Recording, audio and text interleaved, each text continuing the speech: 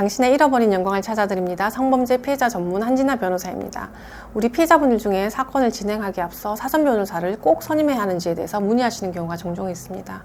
그렇다면 성범죄 피해자 변호사가 하는 역할에 대해서 먼저 아셔야 할 텐데요. 수사 단계에서는 상담을 통해서 성범죄 가능 여부, 적용 죄명에 대한 방향을 결정하고 고소장 작성, 피해자께서 수사기관에서 피해 진술 시 동서, 피해자 변호사의 의견서 제출, 수사기관의 사건 진행 사항 파악 및 그에 따른 대처, 합의 절차 대행 또는 형사 조정 절차의 진행, 담당 경찰관 또는 담당 검사실과의 유선상 연락을 통한 피해자의 입장 전달, 가해자 변호사와의 소통 및 의사 전달 등과 같은 사건 진행 전반적으로 피해자 변호사가 절차 곳곳에서 계속해서 사건에 대해서 관여를 하게 됩니다. 다음으로 공판 단계에서는 피해자 변호사가 법정에 출석하고 또 의견을 진술하며 수사 단계에서 했던 역할들을 계속해서 수행하게 됩니다. 그러므로 성범죄에서 피해자 변호사가 선임이 되어 있는 경우 사건 전체의 내용을 파악하고 계속해서 사건 절차에 관여를 하기 때문에 피해자의 피해 내용이나 피해자의 입장이 잘 전달될 수 있도록 하는데, 반대로 피해자에게 변호사가 선임되어 있지 않은 경우라면 사건 진행 상황은 물론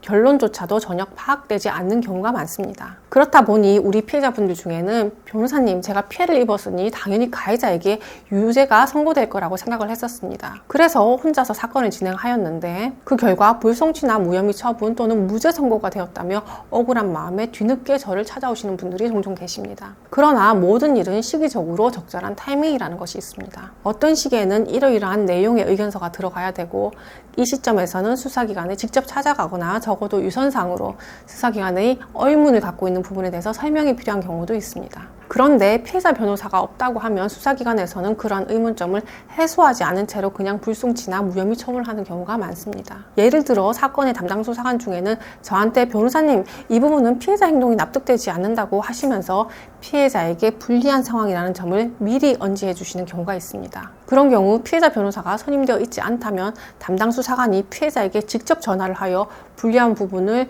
직접적으로 물어보기도 하는데, 이때 피해자께서 직접 전화를 받게 되시기 때문에 수사기관에서 주는 의미를 눈치채지 못하거나 당황하여 사실과 다르게 진술하시는 경우가 있습니다. 그렇게 피해자가 자신에게 불리한지도 모르고 불리한 답변을 하게 되면 불송치 처분이 나올 가능성이 그만큼 높아지는 것입니다. 담당 수사관이 의문을 가지는 부분은 사건에서 가장 쟁점이 될 수 있는 부분이기 때문에 피해자 변호사가 설명을 할 수 있도록 미리 준비를 합니다. 예를 들어 중간간 피해를 입었다고 주장하는 피해자가 사건 후에 계속해서 피해자와 연락을 하고 친절하게 대해준 경우가 있었습니다. 그런 경우 경찰 입장에서는 소위 말하는 피해자 다음을 요구하며 피해자처럼 보이지 않아 이상하다고 하시면서 가해자의 혐의에 대해 부정적 입장을 갖고 계시기도 하였는데요. 이 경우 피해자의 입장에서는 자신이 잠들어 있는 피해 상황에서 몰카 피해 가능성이 있다고 생각하시고 가해자와 변함없이 지내면서 가해자와 사건 후 만나 증거를 확보하기 위해 전과 다름없이 지내려고 한 것이었습니다.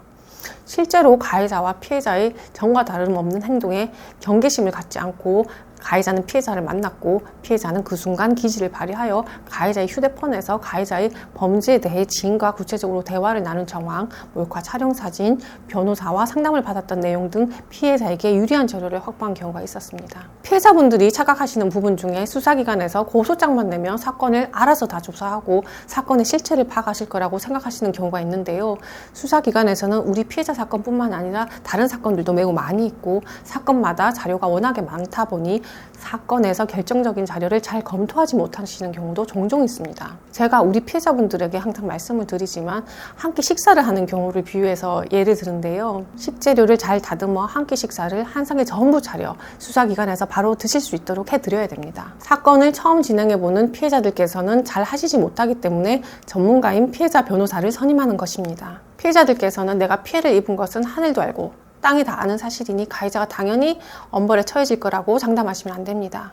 형사 절차는 어디까지나 증거 싸움이고, 증거가 부족한 경우는 수사기관에서 의심을 가지는 부분에 대해 가려운 것을 잘 긁어줘야 합니다. 수사기관이나 법원에서도 사건 담당자가 개인의 주관적인 심증만으로 유무죄의 판단을 할 수는 없습니다. 그러므로 저는 우리 피해자분들에게 변호사의 역할에 따라 같은 사실관계의 사건도 어떻게 피해자를 변호사가 조력하느냐에 따라 결론이 아예 바뀔 수 있다는 것을 알려드리고 싶습니다. 특히 사선 변호사가 꼭 필요한 경우는 첫째로 명확한 증거가 없고 피해자가 범행을 강력히 부인하는 경우입니다. 경우에 따라서는 피해자가 혼자서 형사 절차를 진행하실 경우 가해자 측에서 무고로 공격까지 할 수 있기 때문에 미리 대비를 해야 합니다. 둘째로 자백을 하는 경우에도 합의 절차가 필요한 경우가 있습니다. 가해자 변호사로부터 합의금 협의에 불리하거나 별 사건이 아니라는 식으로 2차 가해를 하는 경우 사건 피해 이상으로 피해자분들께서는 고통을 받을 수 있습니다. 가해자 변호사는 피해자의 어려움이나 고통을 이해할 수 없고 가해자의 편에 서서 합의의 결과를 얻기 위해 무리하게 접근할 수도 있기 때문입니다. 셋째로 사건 진행의 방향을 정하기 위한 경우입니다. 예를 들어 경우에 따라서는 피해 수가 아주 많은 경우가 있는데 피해자 입장에서는 억울하시기 때문에 모든 피해를 고소하고 싶어 하시지만 증거가 확실한 한두 가지 범죄 사실만 형사 고소를 하는 것이 유효한 경우도 있습니다. 결국 구체적인 사건 진행 방향은 확보된 증거의 내용 및 당시 피해자의 상황에서 유불 여부를 판단하여 결정해야 합니다. 그 역할을 위해 피해자 변호사가 존재하는 것입니다.